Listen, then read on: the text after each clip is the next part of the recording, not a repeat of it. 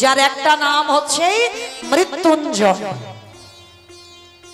বাবা মৃত্যুঞ্জয় ঠাকুরকে বলে কালী ঠাকুরকে, কালী ঠাকুরকে বলে কালী ঠাকুরকে মৃত্যুঞ্জয় বলে, মানে খিচুড়ি স্কুলেও যাই। বাবা ভোলানাথকে মৃত্যুঞ্জয় বলা হচ্ছে কেন না সত্য ত্রেতা দাপর এই তিন যুগে আমার বাবার কোনো রূপ পরিবর্তন হয়নি, একই বাবা ছিল, বাবার কোনো রূপ মানে মৃত্যু হয়নি। ভাগবত বলছে 125 বছর বয়সে জরাব্যাধির আমার কৃষ্ণকে দেহত্যাগ করতে হলো, সমস্ত দেবদেবীকে দেহত্যাগ করতে হলো, রামচন্দ্রকে দেহত্যাগ করতে হলো, চৈতন্য মহাপ্রভুকে দেহত্যাগ করতে হলো, সবাইকে।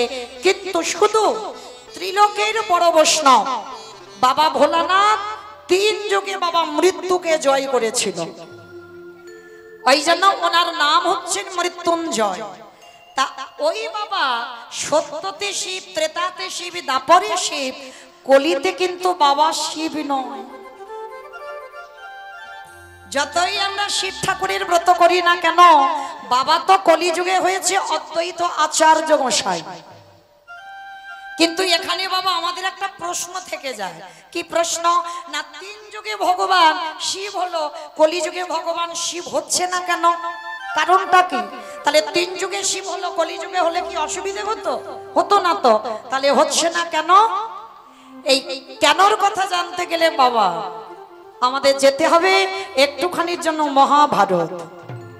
ওই মহাভারতে গেলে ওখানেই উত্তরটা পাবো যে কিসের জন্য বাবা কলিকালে শিব রূপটা ধরতে আর পারলো না। চলো একটুখানির জন্য আমরা জেনে আসি। মহাভারতে যুধিষ্ঠির মহারাজ করেছিল রাজস্বই যজ্ঞ।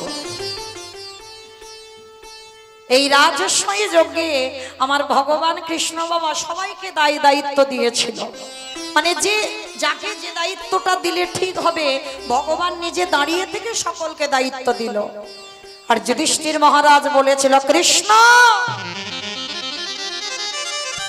কৃষ্ণ তুমি তো সবাইকে দায়িত্ব বুঝিয়ে দিচ্ছ, ও কৃষ্ণ তা তুমি নিজে কোনো কাজকর্ম করবে না? ভগবান একটু মুচকি হেসে বলছে দাদা আমি তো সবাইকে একটা একটা করে কাজ দিয়েছি, আর তুমি জানো আমার জন্য আমি আলাদা করে দুটো কাজ রেখে দিয়েছি গুছিয়ে। সে কি? সবাই একটা করে কাজ করবে আর তুমি তোমার নিজের বেলা দুটো কাজ। কি কাজ করবে কৃষ্ণ জানো দাদা? আমার প্রথমবারই কর্ম হবে যত যত ভক্ত তোমার যজ্ঞে আসবে আমি কৃষ্ণ দয়াময় হয়ে সবার প্রথম নিজের হাতে আমি চরণ যুগল লাগে ধৌত করে দেব। কথাটা বলার সঙ্গে সঙ্গে যুধিষ্ঠির মহারাজ চমকে উঠেছে, অসম্ভব, কে কোথা থেকে আসবে, কে নিচু জাত কে উঁচু জাত, জাতির ঠিক নেই, আর যারা যারা আসবে তুমি সবার পা ধোবাবে। ভগবান হেসে বলছে কোনো কালেই আমার জাতের বিচার ছিল না, কোনো কালে। তাহলে আজকের কেন হবে? আমার প্রথম কাজ আমি সবার চরণ ধোবাবো।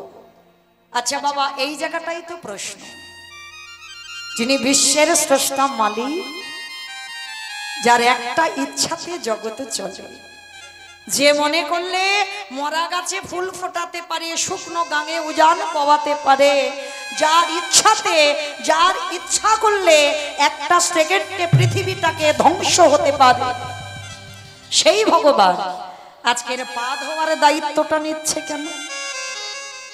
এমনি এমনি নয়, ভালো করে মনে রাখবেন বাবা। যুগ ধর্ম প্রবর্তক নাম সংকীর্তন, চারি ভাব ভক্তি দিয়া নাচাইনু ভুবন, আপনি ভক্ত ভাব করি অঙ্গীকার, আপনি না করলে ধর্ম জীবের শিখানো না যায়, আপনি আচরি ধর্ম জীবের শিখায়, এই তো সিদ্ধান্ত গীতা ভাগবতে গায়। এই মতো কলিকালে প্রথম সন্ধ্যায় অবতীর্ণ হলেন কৃষ্ণ, আপনি নদী আয়।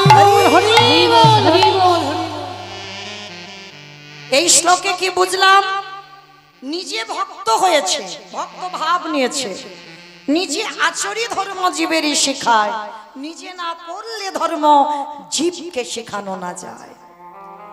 এমনি এমনি ভগবান ধুলা মাখে না, তাহলে মারছে কেন?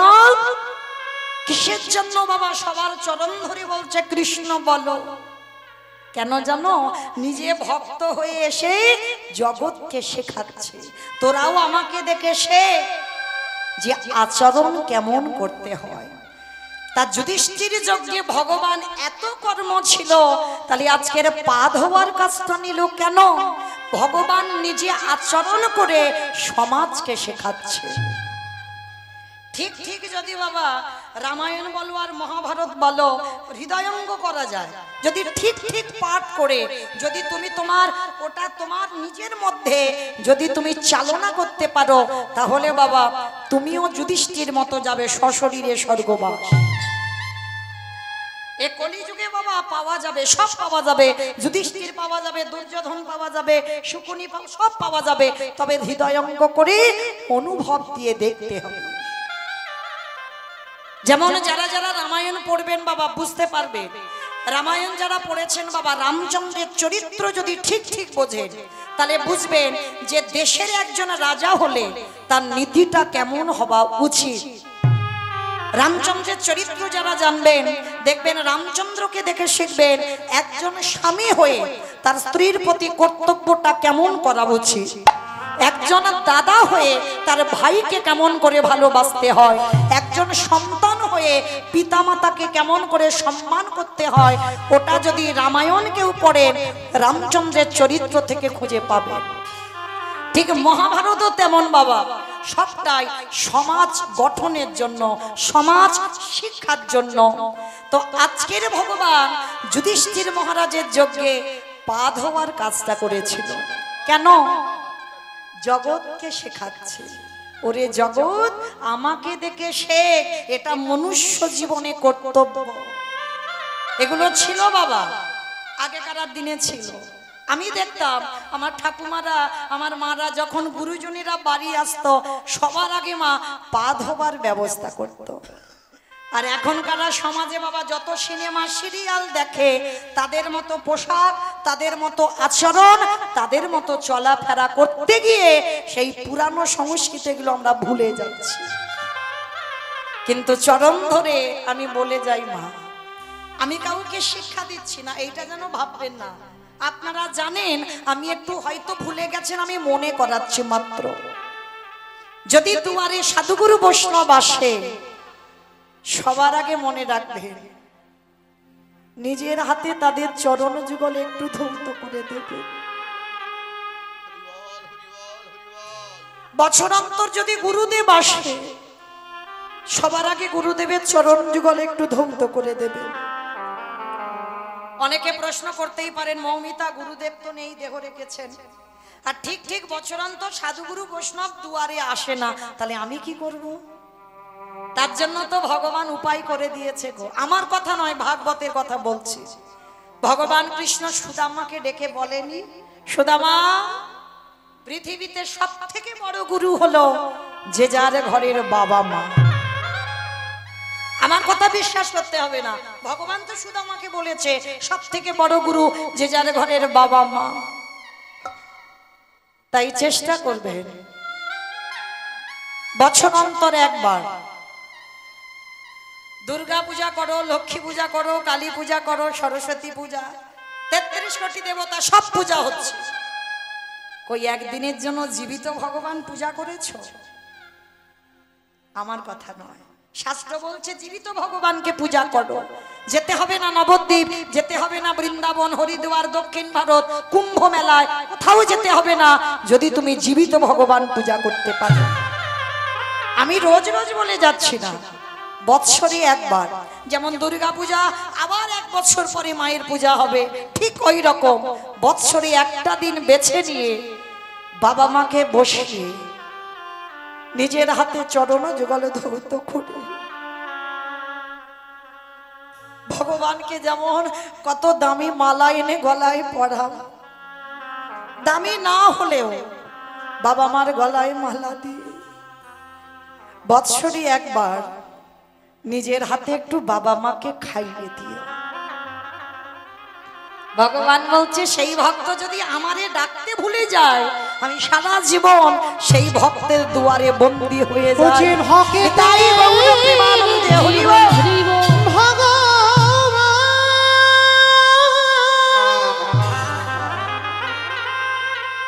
ও যে ভক্ত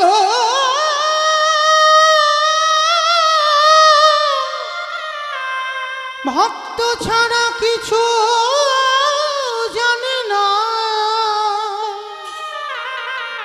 তাই তো যুগে যুগে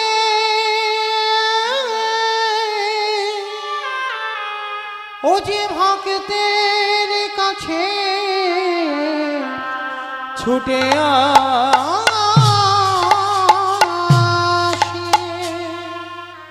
ভগবান কৃষ্ণ পা ধোয়ালো এই কারণে সমাজকে শিক্ষা দেওয়ার জন্য। শুধু পা ধোয়ালো নয় বাবা, আরো একটা কাজ করেছিল। কি কাজ জানো?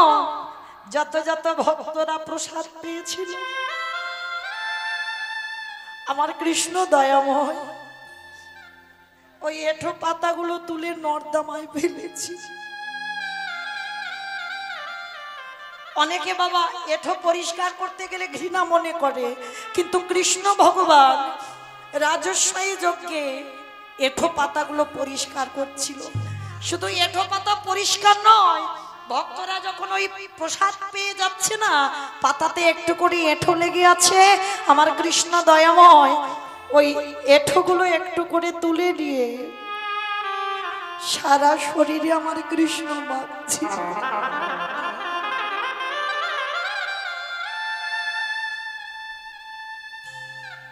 যুধিষ্ঠির মহারাজ আড়াল থেকে বলেছিল, কৃষ্ণ এটা তুমি কি করছো? ভক্তদের পা ধোয়াচ্ছ, এগুলো মেনে নেওয়া যায়। ভক্তদের এঁঠো পাতাগুলো নর্দমায় ফেলছো, মেনে নেওয়া যায়। কিন্তু কৃষ্ণ ভক্তদের এঁঠোগুলো তুমি সারা গায়ে মাখছো।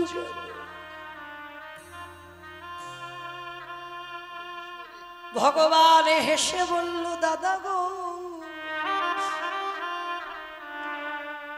এই জগতে ভক্তের এঁঠোই আমি অঙ্গে কেন মাগলাম জানো? এই জগতে সবাই তো পাপ করে, সবারে বিচার আমি কৃষ্ণ দয়াময় করি। কিন্তু শোনো দাদা, আজ তোমায় বলি রাখলাম, এই জগতে সবাই তো পাপে করে, সবাই তো পাপী হয়। আর শোনো দাদা, আমি হলাম দাদা গো মহাপাপী। তাই ভগবান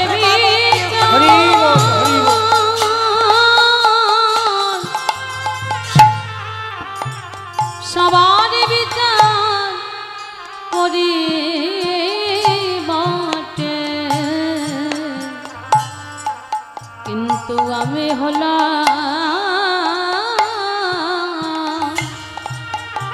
দাদা মহাপাপী। যুধিষ্ঠির মহারাজ বলছে, কৃষ্ণ তুই নিজেকে পাপী বলছিস কেন? বলি ওগো দাদা গো, ওই পাপ আমি তারপরে যুগে কৃষ্ণ হয়ে করি নাই। তাহলে কবে করেছিস? বলে ত্রেতা যুগে রঘুপতি রামচন্দ্রের অবতারে আমি নিজের হাতে ভক্তকে হত্যা করেছি। তা যুধিষ্ঠির মহারাজ বলছে, ভক্তটা আবার কে? বলে ভক্তটা তো অন্য কেউ নয়, ভক্তটা হলো বিশ্বের সবার মুনির ছেলে, যার নাম হলো রাবণ। যেই না রাবণ উচ্চারণ করেছে, যুধিষ্ঠির মহারাজ শোনা মাত্র চমকে, কৃষ্ণ তোর মাথা ঠিক আছে তো? রাবণের মতো দুরাচার, রাবণের মতো পাপিষ্ঠকে মারলে জীবনে পাপ হয়? বলে দাদা, হয় হয়। এই জায়গায় তো কলির জীব কিছু বুঝতে পারে না।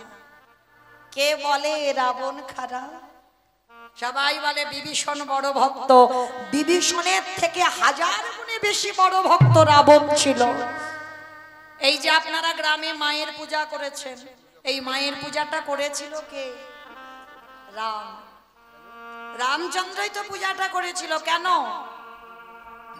রাবণ বধের জন্য, অকাল বোধন। হ্যাঁ, রাবণ বধের জন্য অকাল বোধন হয়েছিল। আর এই দুর্গা পূজাটা করেছিল কে জানো? পুরোহিতরা কে? রাবণ। হরি বল। মানে কিরকম একটা ব্যাপার দেখেন মা, এই ঘটনাগুলো একটু হৃদয়ঙ্গ করতে হবে। আমরা অনেক ভক্ত এখনো তবু বাবা মোবাইলের যুগ হয়ে, ইউটিউবের যুগ হয়ে কীর্তন শুনে শুনে ভক্তরা এখন অনেক জ্ঞানী হয়েছে, মানে আমাদের মতো কীর্তনিয়াদের থেকেও বেশি জানি। তো এই যে এতদিন বাবা আমরা অনেক ভক্তরা জানতাম রাবণ ভালো লোক নয়। কেন ভালো লোক হবে? কারণ যে ভগবানের বউকে চুরি করে নিয়ে যায় সে কোনোদিন ভালো লোক হতে পারে? কখনো ভালো লোক নয়। কিন্তু বাবা এটা বাইরের ঘটনা। ওই যে বললাম কীর্তন মানে নারকেল। ভিতরে যাও, ভিতরে গিয়ে একবার খোঁজটা নিয়ে দেখো রাবণের চরিত্রটা কেমন। যে রাবণের 10,000 বউ ছিল, তাহলে কি প্রয়োজন ছিল ওই সীতামাকে অশোক কাননে রাখবে? যদি ভোগ করার ইচ্ছা থাকবে তাহলে কি তার ঘরের মধ্যে রাখতে পারতো না? অত সোজা নয়। নারী শুধু ভোগের নয় বাবা। কেউ যদি মনে করে নারী ভোগে, ও তাদের কাছে ভোগের হয়।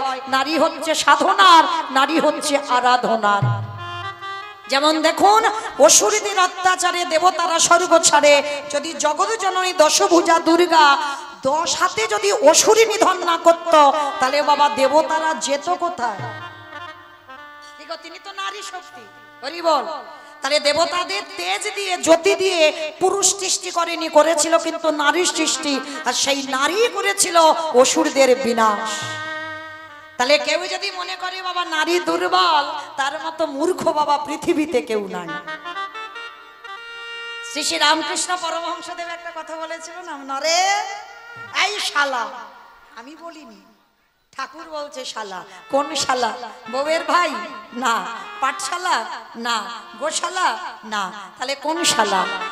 সাহা মানে মুক্তি, লা মানে নৌকা। ওই মুক্তির নৌকাতে ঠাকুর পারাপার হয়ে যাবে। নরেনকে ডেকে বলেছিল, শোন শালা, আমি একটা কথা বলি, জীবনে সবাইকে বিশ্বাস করবি কিন্তু নারীকে নয়, নারী জাতিকে নয়। কারণ ওরা রাগলে রাখতে পারে, মারলে মারতে পারে।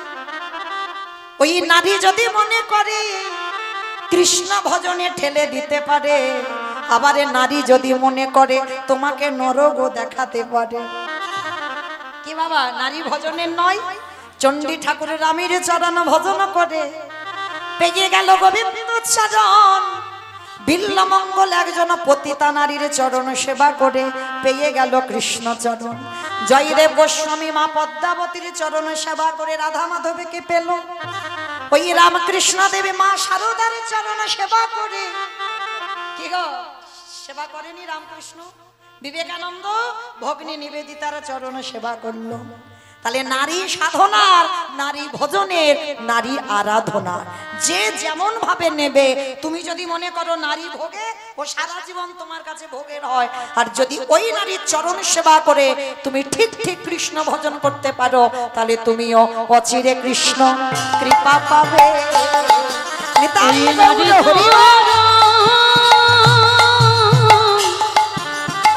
নারী চরণ সেবা করলে অচিরে কৃষ্ণ প্রাপ্তি হবে। আস্তে।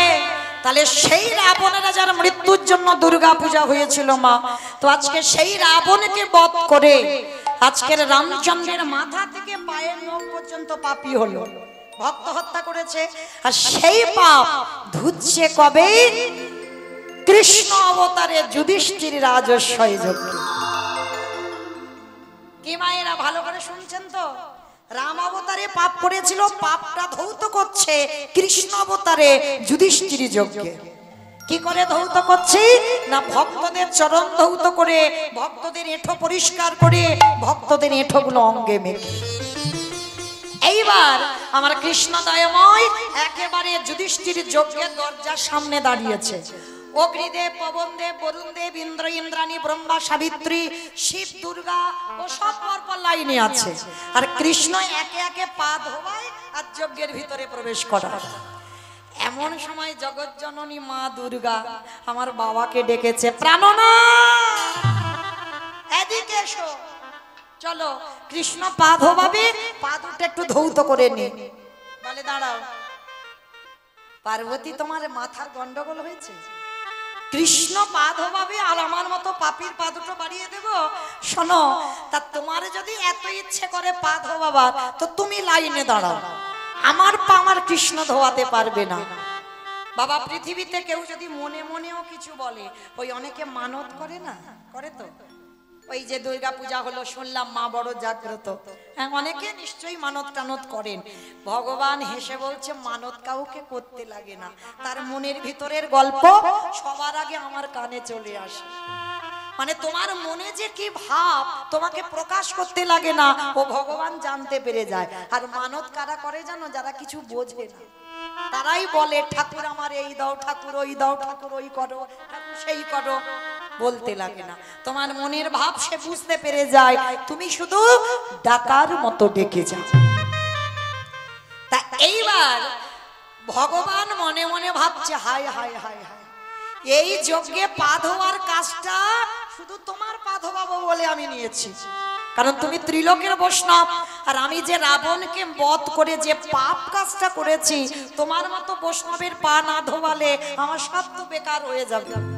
কিন্তু কি করব?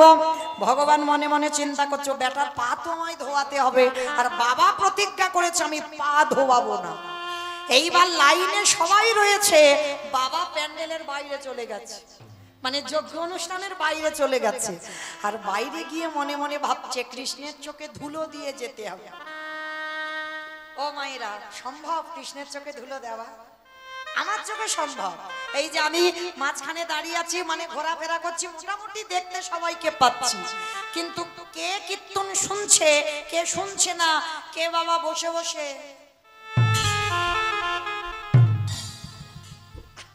আমি কিছু দেখতে পাচ্ছি না। কিন্তু যে ছেলেটা বাঁশিটা ধরে আছে না, ও দেখতে ওইটুকু, কিন্তু ফোল্ডিং ছাতা। সেই যে বলি মহারাজের দেখেছো, একটা পায়ে একেবারে স্বর্গমর্ত পাতাল, হ্যাঁ? দুটো পায়ে নিয়ে নিয়েছিল স্বর্গমর্ত পাতাল, আর একটা পা পেটে থেকে বের করে রাখবে কোথায়? শেষে বলির মাথায় দিল। তাহলে দেখতে ওইটুকু বামন, কিন্তু বাবা ফোল্ডিং ছাতা, খুললে বড়। হ্যাঁ, তো আজকে এই ভগবানের চোখ তো চারিদিকে ঘুরে ঘুরে বেড়াচ্ছে, কে কি করে দেখি। কে কীর্তন শুনছে, কে শুনছে না, কে গল্প করছে, কে হেসে যাচ্ছে, কে বসে বসে ঘুমাচ্ছে, কে বাতাস খাচ্ছে, বলে দেখতে হবে। তা এইবার ভগবান হেড হয়ে আছে, কিন্তু বাবা প্যান্ডেলের বাইরে। আর বাইরে গিয়ে মনে মনে ভাবছে, কৃষ্ণের চোখে ধুলো দেব, কিন্তু দেব কি করে? আর ভাবতে ভাবতে বাবা আড়ালে গিয়ে কি করেছে জানো? দুম করে একটা কুকুর হয়ে মনে মনে চিন্তা করছে, এই সুযোগে কৃষ্ণের পায়ের তলা থেকে গলে ভিতরে চলে যাবে। মানে ভগবান হেড হয়ে পা ধোয়াচ্ছে, পাটা ফাঁকা মতো দেখেছে, আর ওই পায়ের তলা থেকে গলে যাবে কুকুর হয়ে। তা বাবার মনের কথা তো ওদিকে সারা পড়ে গেছে কানে। ভগবান মুচকি মুচকি হেসে বলছে, কত বড় মূর্খ দেখো, আমার চোখে ধুলো দেবে, বুঝতে পারলো না আমি কি আর ওকে। বলে বেশ, তোমার জন্য রাস্তা পরিষ্কার করছি, তুমি এসো। এইবার ভগবান ইচ্ছা করে পা দুটোকে আরো একটু ফাঁকা করে দিয়ে পা ধুইয়ে যাচ্ছে। ভগবান কিন্তু তাকাচ্ছে না, ও বেটার তো ইন্দ্রের থেকে বেশি চোখ। সেই যে গৌতম মুনি স্ত্রী অহল্যা সতীত্ব নাশ করেছিল, যার জন্য তো গৌতম মুনি অভিশাপ দিয়েছিল দেবরাজ ইন্দ্রকে, তো সর্ব অঙ্গে হবে ভোগ চিহ্ন। কান্নাকাটি করার পরে আশীর্বাদে হলো সহস্র চোখ, মানে 1000 চোখ ইন্দ্রের শরীরে, কিন্তু তার থেকে তো আমার ভগবানের শরীরে আরো চোখ বেশি। এইবার চারিদিকে ঘুরে ঘুরে বেড়াচ্ছে, আর বাবা পিছন থেকে কুকুর হয়ে আসছে। বলে পায়ের তলা থেকে কৃষ্ণ অন্যমনস্ক হলেই গলে চলে যাবে। এইবার ভগবান হেড হয়ে আছে, আর বাবা পিছন থেকে এসে সবে পায়ের ভিতরে মাথাটাকে, আর যেই না মাথাটা দেওয়া, আমার কৃষ্ণ দুটো হাঁটু নিয়ে কুকুরের কানের কাছে। এইবার দেখ কেমন লাগে। এইবার যেই না কানের কাছে চেপে দিয়েছে, কুকুর কি করবে? কেউ কেউ করবে, বারবার বলছে কৃষ্ণ ছেড়ে দে, কৃষ্ণ ছেড়ে দে, কৃষ্ণ ছেড়ে দে। বলে ছাড়বো বলে ধরি নাই। হে বৈষ্ণব গোসাই, ও হে বৈষ্ণব গোসাই, তোমার মতো বৈষ্ণবের দুটো চরণ ধোবালে বোধহয় কম হতো, ওই জন্য তুমি কৃপা করে আমার জন্য আরো এক্সট্রা দুটো জুড়েছো। আমার বুঝতে পেরেছো? কুকুর এই শিব ঠাকুরের কটা পা? দুটো পা। আর কুকুরের 4টে পা। 5টা পা হবে কেন? তোমাদের ওদিকে আছে? তাহলে কুকুরের 4টে পা, শিব ঠাকুরের 2টো পা। ভগবান বলছে হে বৈষ্ণব, তোমার মতো বৈষ্ণবের 2টো পা ধোয়ালে বোধহয় কম হতো, ওই জন্য তো আমার জন্য আরো এক্সট্রা 2টো জুড়েছো। এবারে দাও দাও ছাড়ো, তুমি বাড়াই দাও। বলে হে বৈষ্ণব গোসাই, দাও দাও চড়ো বাড়াই দাও। বলি আরে তো ছাড়ো, ছাড়িব না। বলে দাও দাও চড়ো বাড়াই দাও। বলি এই তো ছাড়ো, হৃদে ধরি না।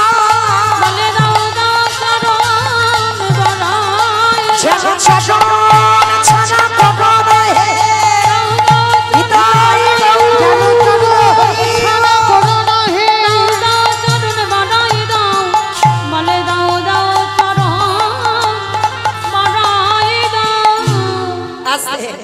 এইবার কি করেছে ভগবান? মোটা দড়ি নিয়ে কুকুরটার পেটে বেঁধেছে। এবার শিব ঠাকুর কুকুর হয়েছে, শুধু ছটফট করছে কৃষ্ণ ছেড়ে দে, কৃষ্ণ ছেড়ে দে। বলে ছু, যারে ধরি তারে ছাড়ি না, আর যারে ছেড়ে দিয়ে এ জীবনে ধরি না। তোমারে ধরেছি কি ছাড়বো বলে? বলে দাঁড়াও বেটা, তোমার ব্যবস্থা হচ্ছে। এইবার কুকুরের পেটে বাঁধলে কি হবে বাবা? 4টে পা তো ছটফট করছে। ভগবান বলে এবার পায়ের ব্যবস্থা করি। এইবার 4টে পা এক জায়গা বেঁধে দিয়েছে, আর 4টে পা যেই বেঁধে দিল, আর তো কুকুর কিছু করতে পারছে না। রাজস্বী যজ্ঞে সবাই দেখছে কৃষ্ণ একটা কুকুরকে নিয়ে মেতেছে, কিন্তু কুকুরটা যে কে এইটা বুঝতে পারছে না। আর ভোলানাথ নিজ রূপে ফিরতে পারছে না, একটা সম্মানের ব্যাপার আছে। এইবার ভগবান বলছে দেখো তোমার এবার কি করি। সবার পা ধোয়াচ্ছে মা ঘটিতে করে জল দিয়ে। হরি বল হরি বল। খাল বিল নদী নালা পুকুর ঘাটের জল দিয়ে। আর ভগবান পর্যন্ত বৈষ্ণবকে কোন জায়গায় রেখেছে দেখি। আমরা মূর্খ জি, আমরা বৈষ্ণবদের পিছনে খুদ ধরে ধরে বেড়াই। অপরাধ নিও না মা, যে যার কর্ম করুন, যেন ভুল করে কোনোদিন বৈষ্ণব দাঁড়িতে যদি হয় ক্ষুদ্র অপরাধ, মহা মহা ভজনেতে পড়ে যায় বা। বৈষ্ণব অপরাধ করে যে বা গঙ্গা স্নানে যায়, পতিত পাবনী গঙ্গা তারি দেখে দূরে সরে যায়। বৈষ্ণব দেখে যে বা নানমাই মুন্ডু, তার মুন্ডু পড়ে যায় নরকের কুণ্ড। সে যেমন তার স্বভাব, তুমি যেন বৈষ্ণব অপরাধী হইও না। হ্যাঁ, যেমন বাবা অনেকে আছে লোকের প্ররোচনায় পড়ে বৈষ্ণব অপরাধ করে ফেলে। যেমন নবদ্বীপে ওই চপল গোপাল করেছিল, নিজের ইচ্ছাতে নয়, কিন্তু তিনি তো শক্তি আরাধনা করত, দিব্যি কাটাচ্ছিল। কেন বাবা?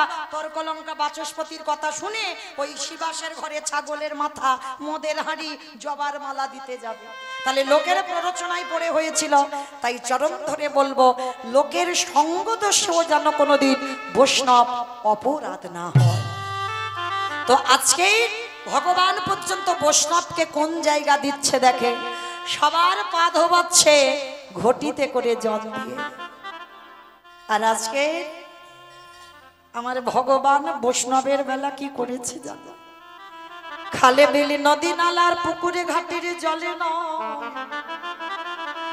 ওই ভোলানাথ রূপী কুকুরের 4টে চরণ বুকে ধরে কি করে জানো? জগতের কোন জল নয়, আজ চোখের জলে এ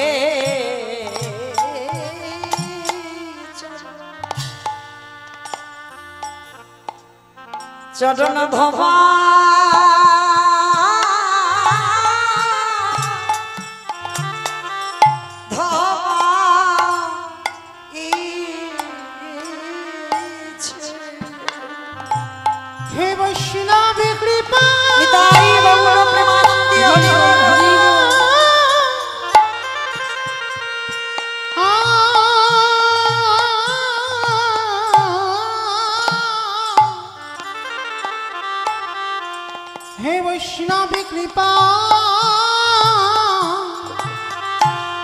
কৃপা করো করো বলে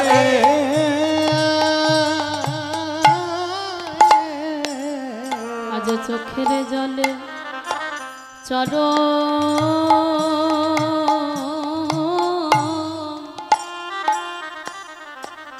চরণ ধোয়া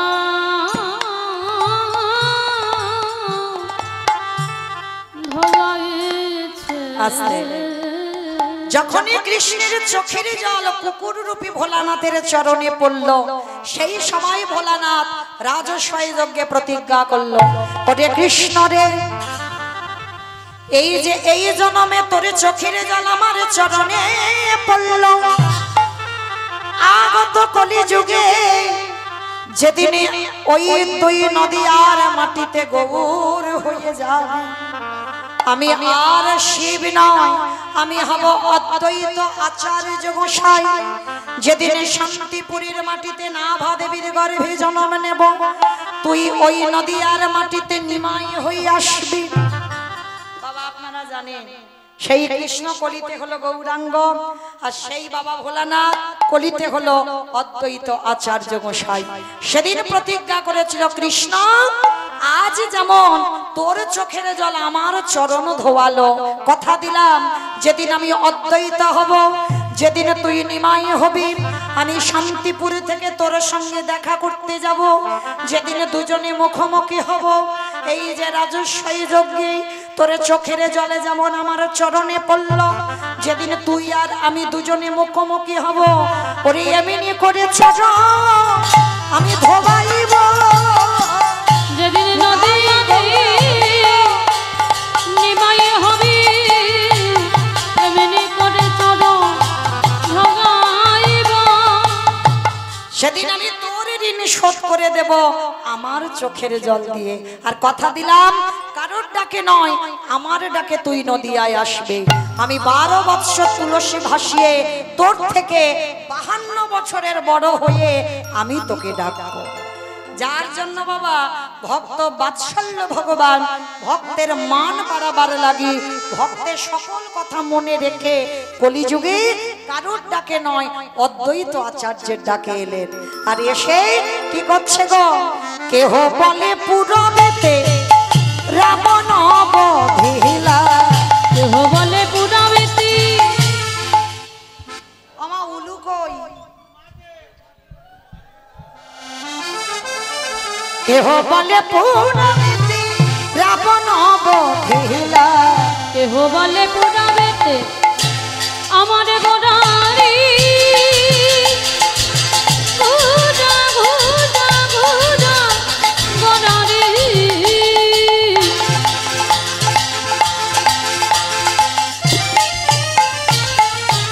গোড়া গোড়া গোড়া গোড়ারি, গোড়া গোড়ারি, ওই নদীয়ার চাঁদ পড়া নিতাই গৌর প্রেমানন্দে হরি প্রাণে গোড়া। কেহ বলে পূজাবেতে রাবণ বধিলা, আবার গোলকের বৈভবে লীলা প্রকাশ করিলা, ওই গোলকের বৈভব লীলা প্রকাশ করিলা, ওই গোলকের বৈভব লীলা প্রকাশ করিলা। শ্রী রাধারে ভাবে গেবে গোদায় অবতার, শ্রী রাধার ভাবে রে গোরা বাবতা, হরে শ্রী রাধার ভাবে গেবে গোদায় অবতার, শ্রী রাধার ভাবে রে গোরা বাবতা, হরে কৃষ্ণ নামে গৌর করিলা প্রচার, হরে কৃষ্ণ নাম গৌর করিলা প্রচার, ওই হরে কৃষ্ণ নামে গৌর করিলা প্রচার। এইবার লীলা প্রকাশ হলো, এইবার লীলা প্রকাশ হলো, এইবার লীলা প্রকাশ হলো, এইবার লীলা প্রকাশ হলো, গোলকের বৈভবে লীলা প্রকাশ করিলা, এই গোলকের বৈভব লীলা প্রকাশ করিলা, ওই গোলকের বৈভব লীলা প্রকাশ করিলা। বাসুদেব ঘোষে কহে করি জোড়ো হা, হরি ও হা ওগো যে এই গৌর সেই কৃষ্ণ সেই তো জগন্নাথ সেই তো জগন্নাথ আহা বাসুদেব ঘোষে কাহে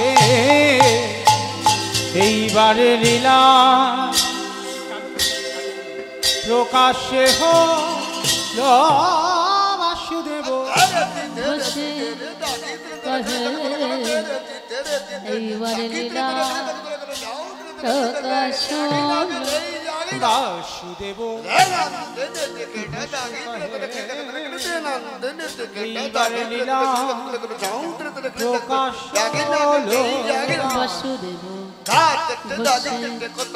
বাসুদেব এইবারে লীলা বাসুদেব ঘোষে কহে এইবার লীলা প্রকাশ হলো বাসুদেব ঘোষে কহে এইবার লীলা প্রকাশ হলো। বাসুদেব ঘোষে কহে এইবার লীলা নিতাই গৌর কৃষ্ণ প্রকাশ হলো। প্রেমানন্দে হরি এইবার লীলা প্রকাশ হলো রে বাসুদেব ঘোষে কহে। জনিতাই চলুন এবার আমরা সবাই মালা চন্দন পৌঁছে যাব মধুময় শ্রীধাম বৃন্দাবন ধাম। তো আজকে আমরা সবাই যখন নবদ্বীপে ছিলাম একবার দেখি সবাই মিলে বলেন তো গৌর সুন্দর কি নবদ্বীপ ধাম কি ধ্বনিটা হলো কি জয় এটাও জয় মানে ভক্ত বিভোর হয়ে গেছে দেখেছো আমি বললাম ধ্বনিটা হলো কি বলে এটা নাকি জয় এইরকম হলেই তবে কৃপা হয় খেয়াল নেই জয় দিতে বলছি দিয়ে যাচ্ছে হ্যাঁ কারণ মানে ভগবত প্রাপ্তি পেতে গেলে বাবা সরলতা লাগে সবার আগে সরলতাই কৃপা হয় কোনো ওই জিলিপির মতো যত হৃদয়ে পেঁয়াজ জড়তা থাকবে কৃপা হবে না তো চলেন একবার সবাই মিলে ধ্বনিটা ঠিক ঠিক হলো না এত জোরে ধ্বনি দাও কত দূরে যাবে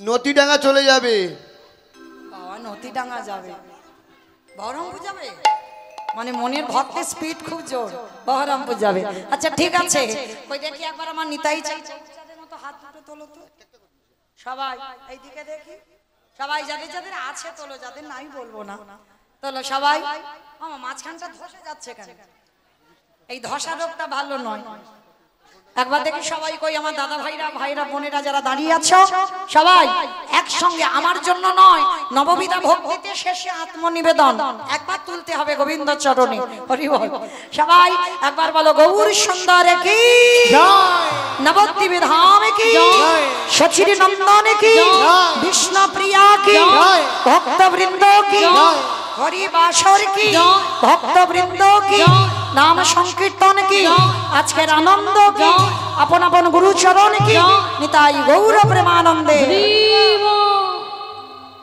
চলো আজকের এবার আমরা সবাই যাব মধুমাস ধাম বৃন্দাবন ধাম শ্রীকৃষ্ণে যাতে খেলা সর্বোত্তম নরলীলা নর বপু তাহার স্বরূপ গোপবেশ বিনুক নবনিত্য কৈশোর নটবা নরলীলা তাহারি অনুরোধ সেই বৃন্দাবনে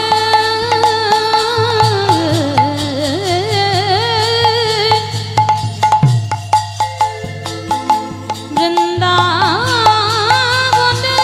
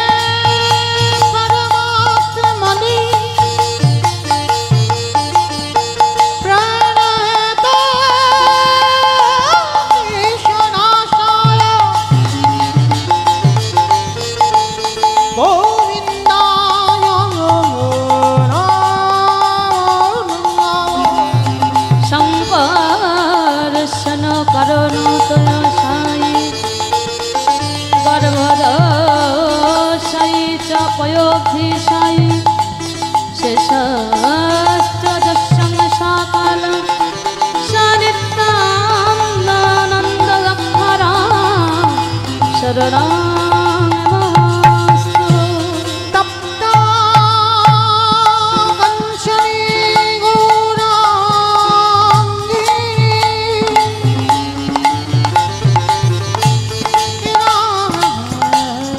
রাধে বৃন্দাবনেশ্বরী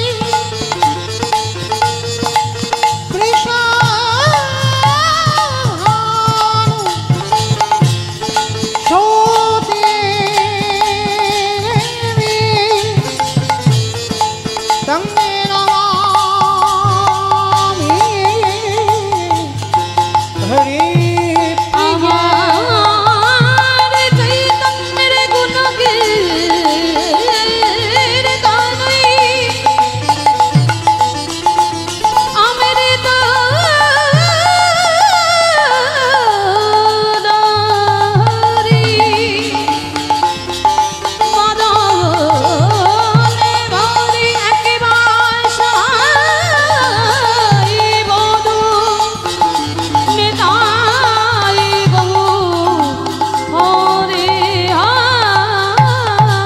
হরি। জানি তাই চলুন আজকে আমরা সবাই মধুমাস ধাম বৃন্দাবন আর মধুমাস ধাম বৃন্দাবনে যাব। আজ সবার আদেশ নিরধার্য করে আজ আমাদের আস্বাদন হবে ভগবান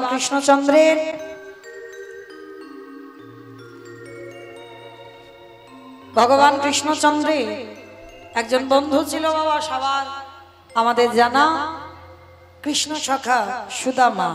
এই সুদামার চরিত্র আমরা সবাই জানি, তবে ভগবানের শুধু তো সুদামা বন্ধু ছিল না, ভগবানের 24 জন বন্ধু, 12 জন প্রধান 12 জন উপপ্রধান। তাদের মধ্যে আজকের আমরা একটা বন্ধুর নিয়ে আলোচনা করব, যে বন্ধুর নাম হলো মধুমঙ্গল। আপনারা শুনেছেন কৃষ্ণ সখা সুদামা, কিন্তু এখন আমাদের আলোচ্য বিষয় হবে কৃষ্ণ সখা মধুমঙ্গল। আজকের আমরা মধুমঙ্গলের চরিত্র শ্রবণ করব, তার প্রেম কেমন ছিল, তার ভালোবাসা কেমন ছিল কৃষ্ণের প্রতি, আমাদের সেই লীলা আজকের আস্বাদন হবে। তো চলেন যেতে গিয়ে আমরা একটা ভজন শুনতে শুনতে যাই, কিংবা একটা ভজন হবে তো, চলো একটা ভজন হোক, একটা ভজন গাইতে গাইতে যাই। তবে আমি আর আমার সম্প্রদায় নয়, সবাই যাব তো, তাহলে সবাই যখন যাব একটু উলুধ্বনি দাও।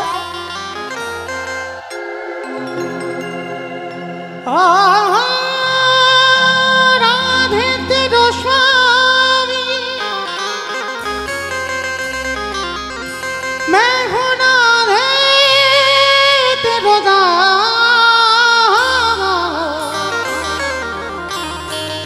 जन्म जन्म वही दीजियो श्री वृंदावन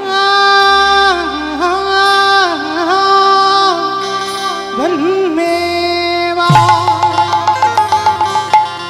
जय राधे श्री राधे, जय श्री कृष्ण बोलो जय राधे। जय राधे श्री राधे, जय श्री कृष्ण बोलो जय राधे। जय राधे जय श्री कृष्ण बोलो जय राधे। जय राधे श्री राधे, जय श्री कृष्ण बोलो जय राधे। जय राधे श्री राधे, जय श्री कृष्ण बोलो जय राधे। नाम मेरी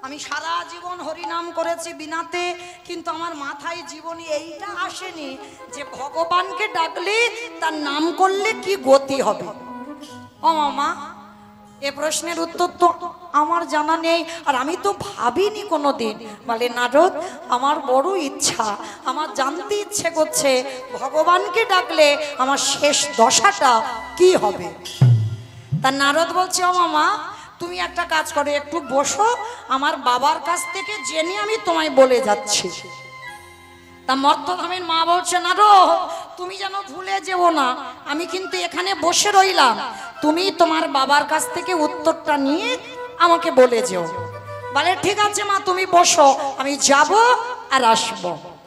ছুটে গেল নারদ ব্রহ্মলোকে। পিতা ব্রহ্মার কাছে গিয়ে ডাকছে, পিতা পিতা, মর্তধামের এক মা জানতে চেয়েছে, যারা যারা ভগবানকে ডাকে, যারা যারা ভগবানকে ভালোবাসে, বলো না পিতা, তাদের শেষ জীবনের দুর্দশাটা কি হবে। চতুর্মুখী ব্রহ্মা হেসে বলছে, নারদ এ প্রশ্নের উত্তর তো আমার জানা নাই। সে কি, তোমার চারটে মুখ তুমি জানো না, আমি জানি না, তাহলে কে জানবে? বলে একজন জানলে জানতে পারে, যে গাঁজা ভাং খায়। আমা কে খাইব গাঁজা? আর তোমাদের জিতপুরে কেউ খায় না? ওই তাদের নাম উঠলো না কেন? তুমি দেখেছো বাবা গাঁজা খাচ্ছে? দেখনি তো? হ্যাঁ, বাবা খায় না, বাবা ত্রিলোকের বৈষ্ণব। একটু আগেই শুনলেন, আমরা যারা বৈষ্ণব পদ অবলম্বন করেছি, গুরু মহারাজদের চরণ আশ্রয় করেছি, বাবা আমি আমার গৌরীয় কথা বলি, আমাদের একটা চা নিষিদ্ধ, আমরা চাও খেতে পারি না, কারণ আমার গুরু মহারাজদের আদেশ, ওটা একটা নেশার মধ্যে পড়ে, ওই জন্য আমাদের বর্জন। হ্যাঁ, তাহলে লক্ষ্য করে দেখেন, এই জগৎ সংসারে আমাদের যদি বাবা সাধারণ মানুষ হয়ে একটা চা বর্জন হয়ে যায়, তাহলে আজকে ত্রিলোকের যিনি বড় বৈষ্ণব, তিনি কোনোদিন গাঁজা ভাং খেতে পারে? এসব ভুল কথা, বাবার নামে বদনাম রটেছে। বাবা বৈষ্ণব, বাবা কোনোদিন গাঁজা ভাং খায় না, গাঁজা মদ খায় না। তো বাবার একটাই নেশা, যেটা হলো হরির নামের নেশা। তো এইবার বাবার কাছে, আচ্ছা মা বাবা কোথায় থাকে বলো তো? বাহ, আমি গাইব কি, এদের তো মুখস্থ বেশি আমার থেকেও। তা বাবার বাড়ি কৈলাস, তা কৈলাসে গিয়ে নন্দী ভেঙ্গিকে ডেকেছে, নন্দী বলো ভেঙ্গি। বলো বলো। আরে বাবা কোথায়? চারিদিকে খুঁজছে, বাবাকে দেখতে পাচ্ছে না, বাবা গেছে কোথায়? তা ব্রহ্মা বলছে, নারদ দাঁড়া, আমি দেখছি বেটা আছে কোথায়। ধ্যানে বসেছে, আর ধ্যানে বসে দেখছে বাবার তো কৈলাস ছাড়া আরো একটা প্রিয় জায়গা আছে। বলো তো কোন জায়গা? শ্মশান। বাবার শ্মশানটা খুব প্রিয়, কৈলাসের থেকেও প্রিয়। তো এইবার নারদ আর ব্রহ্মা বাপ বেটা দুজনে ধ্যানে বসেছে, দেখছে বাবা কৈলাস ছেড়ে শ্মশানে। আর বলো তো মা, বাবার বাহনটা কি? ইঁদুর ইঁদুর। বাবার বাহন নাকি ইঁদুর? ওটা তো গণেশের বাহন। বাবার বাহন ষাঁড়, মানে বৃষ। তো বাবা ধ্যানাযোগে দেখছে বাবা শ্মশানের মাটিতে কি করছে জানো? বাবা ঘুরে বেড়ায় ষাঁড়ের পিঠে, ও বাবা চড়ে বেড়ায় ষাঁড়ের পিঠে। আমারে বাবা বুড়ো শিবে গো, বাবা বুড়ো শিব, আমারে বাবা বুড়ো শিবি গো, বাবা বুড়ো শিব। উলুধ্বনি ঘুরে বেড়াই ষাঁড়ের পিঠে, বাবা চড়ে বেড়াই ষাঁড়ের পিঠে। আমার বাবা বুড়ো শিবি গো, শিবি গো। ওই মন্দিরের বাবা বুড়ো শিব, শিব গো মন্দিরের বাবা বুড়ো শিব, শিব গো মন্দিরের বাবা বুড়ো শিব। আরে শ্মশানে মশানে থাকি, ছাই ভাষ্য গায়ে মাখে, শ্মশানে মশানে থাকি, ছাই ভাষ্য গায়ে মুখে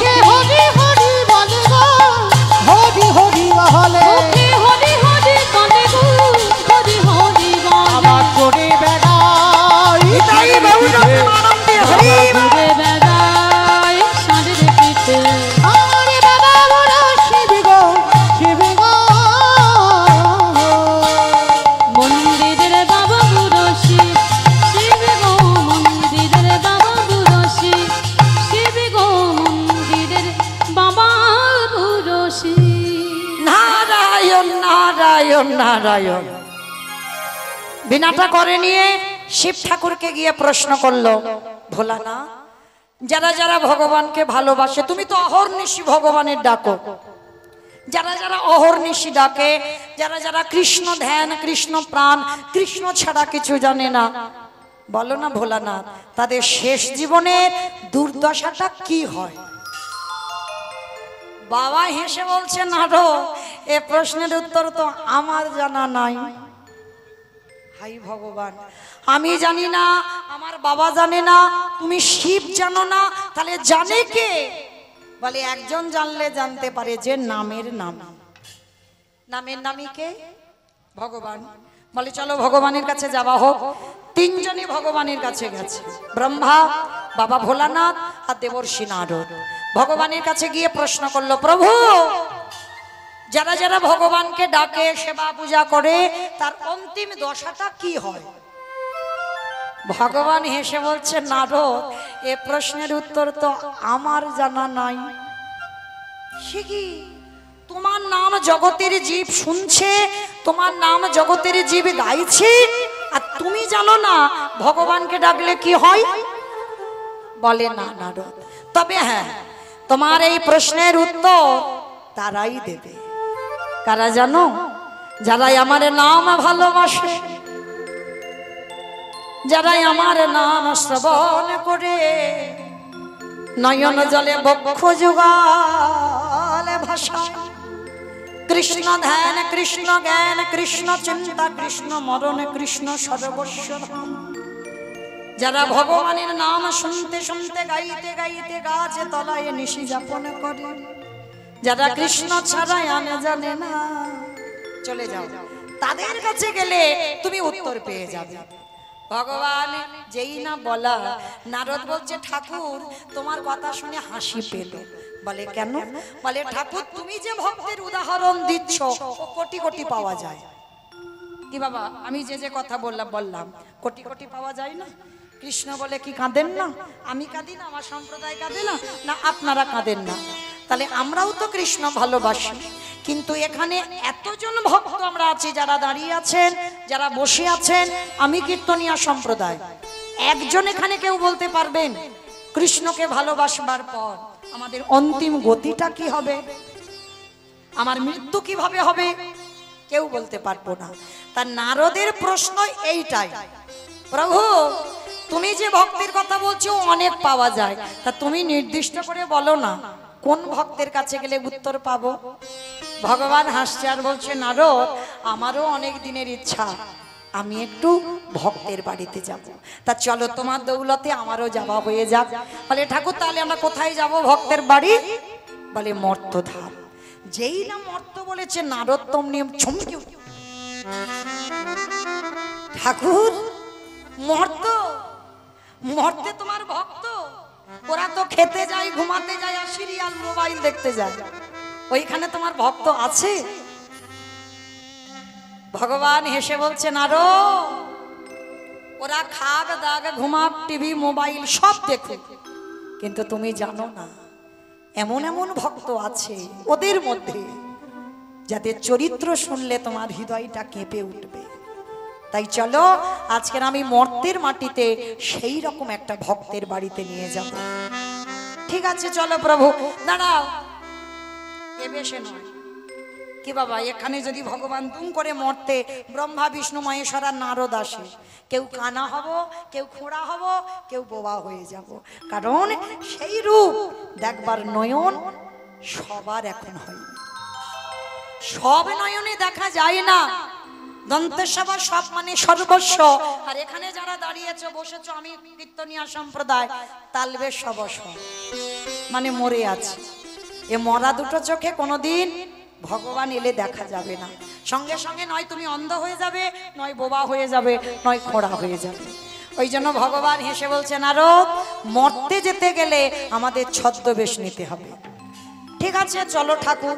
চারজনে বৈষ্ণব রূপ ধারণ করেছে, জীর্ণ মলিন বস্ত্র, হাতে জপের মালা, একটা লাঠি নিয়ে চারজন ভিক্ষার ঝোলা কাঁধে নিয়ে মর্তে আসছে। আসছে কোথায়? মথুরা জেলার অন্তর্গতে অবন্তী নগর গ্রাম সেথায় সন্দীপনের বাড়ি করে ববিষ্ণা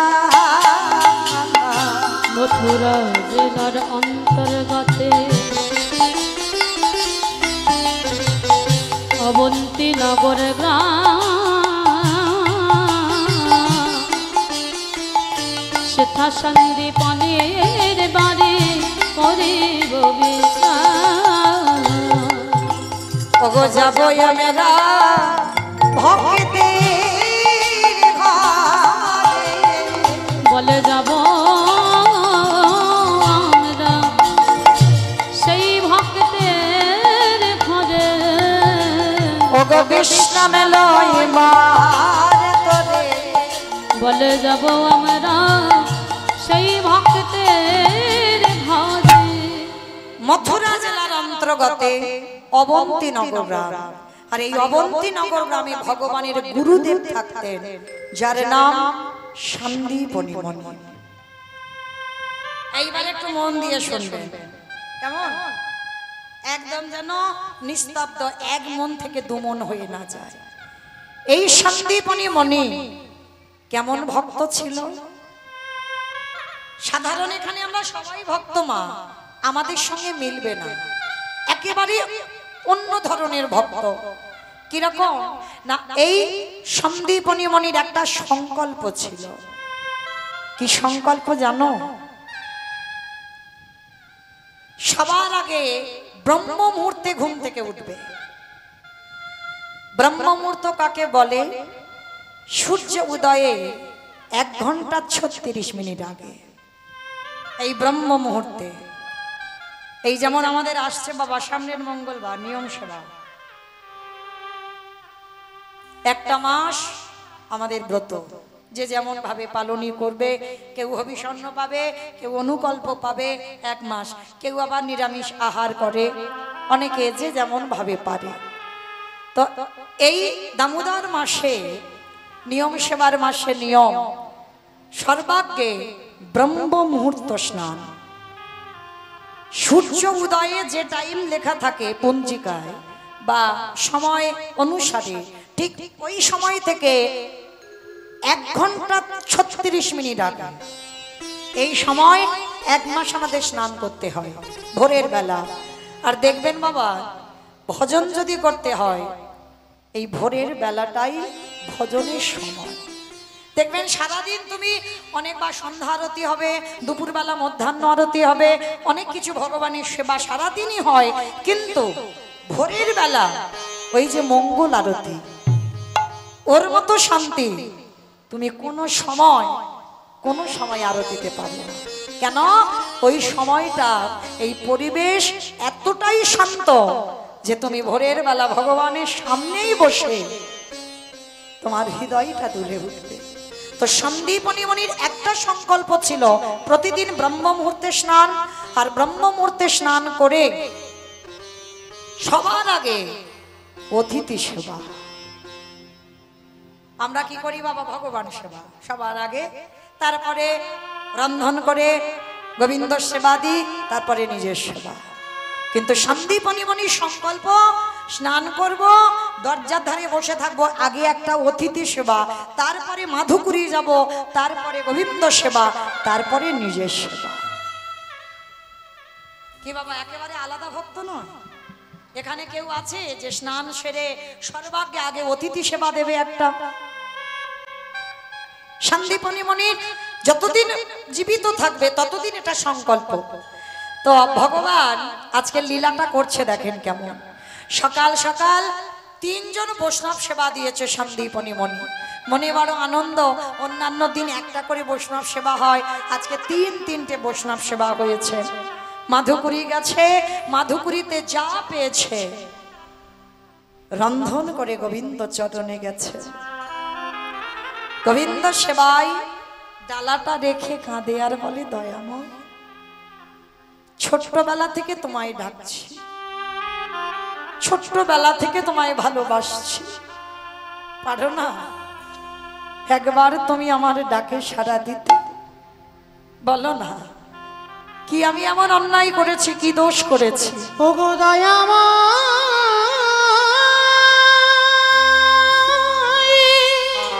এত কাঁদি এত ডাকি, তুমি কেন শুনতে পাও না? দেখা দেখা দাও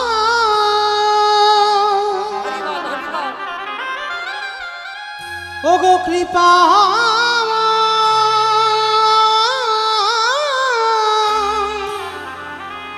দেখা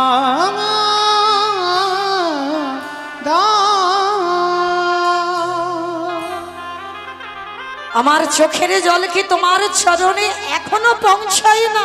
আমি কোথাও গেলে দেখা দাও, পাবরে দেখা একবার দেখা দাও। ওগো দয়া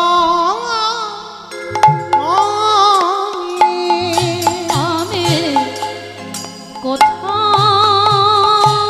গেলে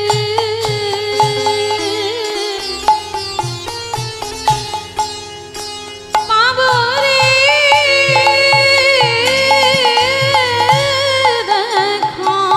তোমায় ডাকতে ডাকতে আমার যাবার সময় হলো, দেখা দাও। নয়ন জানে জানে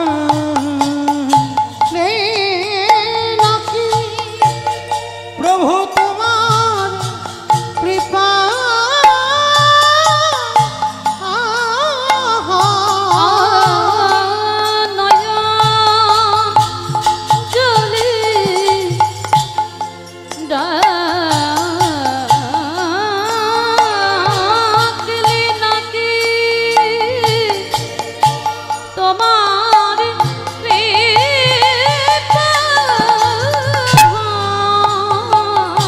আমি কোথাও গেলে পাওয়া দেখা ও গো দয়াময়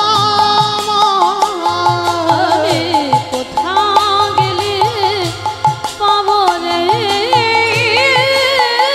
দেখা। ও গো দয়াময় দেখা দাও দেখা দাও, দেখা দাও। ভগবানের চরণে ডালা নিবেদন হয়নি বাবা, সবে রেখেছে। ঠিক সেই সময় ব্রহ্মা বিষ্ণু মহেশ্বরা নারদ দরজায় এসে ডাকছে, মণিবা বাড়িতে আছো? মনে রাখবে মা, মানুষের ডাক আর ভগবানের ডাকে তফাৎ।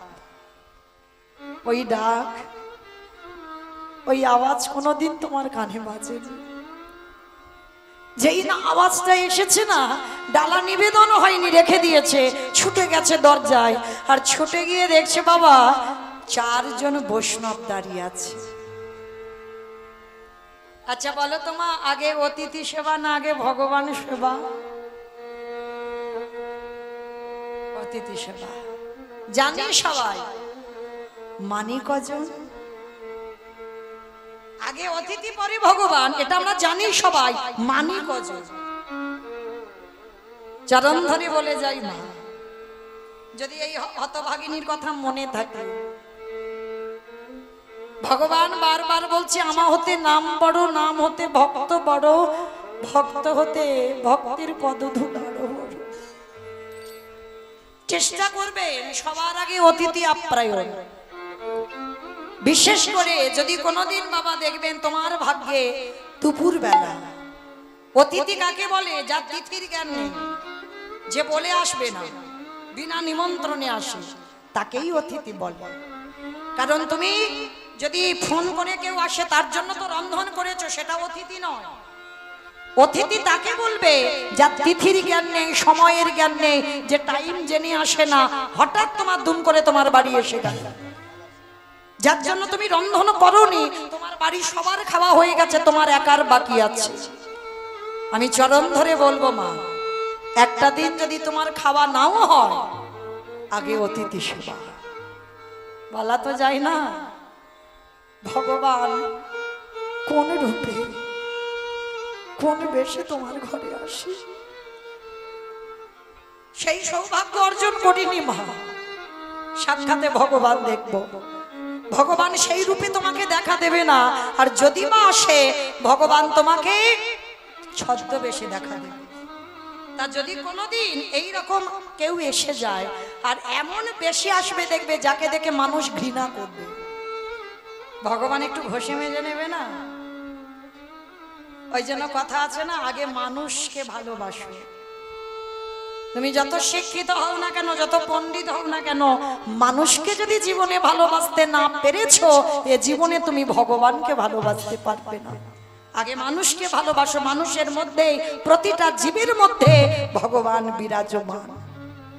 আর মানুষ সেবা করলে, মানুষ ভালোবাসলে তোমার ভগবত প্রাপ্তি হয়ে যাবে। তো আজকে সন্দীপনী মণি দেখছে 4 জন বসেছে, মনে আনন্দ যে আমি সকালবেলা 3 জনে সেবা দিলাম, আবার দুপুরবেলা 4 জন। মনে বাবা এতটুকু সংকোচ নেই যে নিজের পেটের ভাত জোগাড় করতে পারে না, সে আজকের অতিথি সেবার জন্য কাঁদে। মনে মনে ভাবে, যাক আজ আমার ভগবান সেবা পরে হবে, আগে আমার অতিথি সেবা হোক। তো ভগবান তো ছলনাময়, ছলনা করে এসেছে। ভগবান মুনিবরের কাছে আঁচলটা পেতে দিয়ে বলছে, মুনিবর 3 দিন হয়ে গেল গো, বৃন্দাবনে ঘুরে বেড়াচ্ছি, কেউ খেতে দেয়নি, একটু খেতে দে।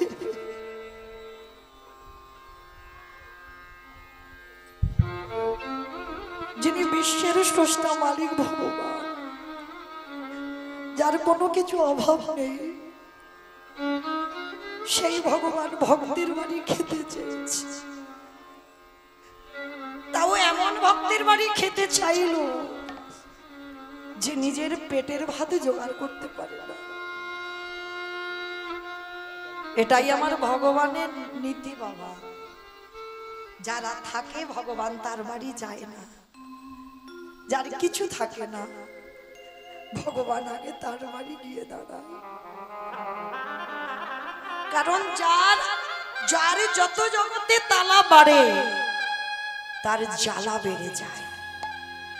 ভগবান তাদেরই হয়ে যায় যারা দিনহীন পথের ভিখারি কাকা, যারা দিন আনে দিন খায়, ভগবান আগে তাদের হয়। আর একটা কথা মনে রাখবে বাবা, কৃষ্ণ ভক্ত কোনোদিন পাথর সেটিং করা ঘরে থাকে না। এটা যদি কেউ আমার উপরে অভিমান করো, আমার তো করার কিছু নেই। কৃষ্ণ ভক্ত যদি হয়েছো, তুমি কোনোদিন পাথর সেটিং করা ঘরে থাকবে না। তাকিয়ে দেখো বাবা, এই মুর্শিদাবাদ জেলার কান্দির জমিদার লালা বাবু, কি বাবা, আমার থেকে তো আপনাদের অভিজ্ঞতা বেশি, কারণ আপনারা এই জেলার মানুষ। যে লালা বাবুর অন্নপ্রাশনে নিমন্ত্রণ পত্রটা সোনার পত্র ছাপানো হলো, যারা যারা নিমন্ত্রিত ছিল খেতে দিয়েছিল সোনার থালার, রূপোর বাটি, সোনার বাটি। সেই জমিদার লালা একটা কথাই চৈতন্য হয়ে গেল। খাজনা আদায় করে ফিরছিল পালকিতে করে, আর এক ধোপার মেয়ে তার বাবাকে বলছিল না, বাবুজি বেলা যে যায়, বাসনায় আগুন দেবে না বাবুজি। কথাটা কত গুরুত্বপূর্ণ কথা। বাবুজি বেলা যায়, বাসনায় আগুন দেবে না। বাসনা মানে কি? ওই কলা গাছের গায়ে যে ছালগুলো থাকে, ওটাকে বলি আমরা কলার বাসনা। এখন যেমন সার্ফ, সাবান, কত মেডিসিন উঠেছে জামা কাপড় কাচবার জন্য, তখনকার দিনে ধোপার মেয়েরা ওই কলার বাসনা পুড়িয়ে ছাই করে রাখতো, আর ওই ছাইয়ে জামা কাপড় ভিজিয়ে রাখতো, আর সকালবেলা যখন কাচাকুচি করতো সাদা ধপধপে হয়ে যেত। তাই ধোপার মেয়ে তার বাবাকে বলছে, বাবুজি বেলা যে যায়, বাসনায় আগুন দিবে। বাবুজি গো, নিতাই গৌর প্রেমানন্দে হরি বল।